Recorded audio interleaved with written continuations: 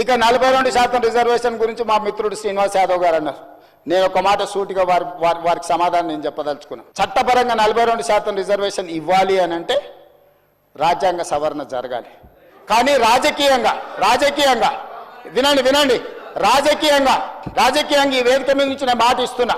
మా పిసిసి అధ్యక్షుడి గారితో నేను మాట తీసుకొని వచ్చిన అధ్యక్ష, మా పిసిసి అధ్యక్షుడు మహేష్ కుమార్ గౌడ్ గారిని నేను అడిగిన, ఒకవేళ చట్టపరంగా 42% ఇవ్వడానికి అవకాశం లేకపోతే పార్టీ పరంగా రేపు జరగబోయే స్థానిక సంస్థలలో కాంగ్రెస్ పార్టీ 42% సీట్లు ఇస్తామని చెప్పినాం అధ్యక్ష.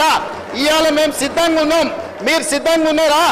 నేను ఇవాళ సూటిగా అడుగుతున్న బీఆర్ఎస్ను బీజేపీని, మా పార్టీ 42% రేపు జరగబోయే స్థానిక సంస్థల ఎన్నికలల్లో 42% సీట్లు మా పార్టీ ఇస్తుంది. ఇది మా కమిట్మెంట్.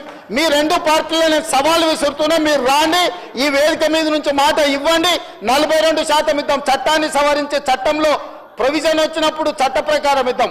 ఈ రోజు రాజకీయంగా నైతికంగా మనం కట్టుబడి ఉండి 42% బలహీన వర్గాలకు సీట్లు ఇద్దాం. మీకు చిత్తశుద్ధి ఉంటే ముందుకు రాండి అని చెప్పి నేను వారికి సూచన చేస్తున్నా అధ్యక్ష.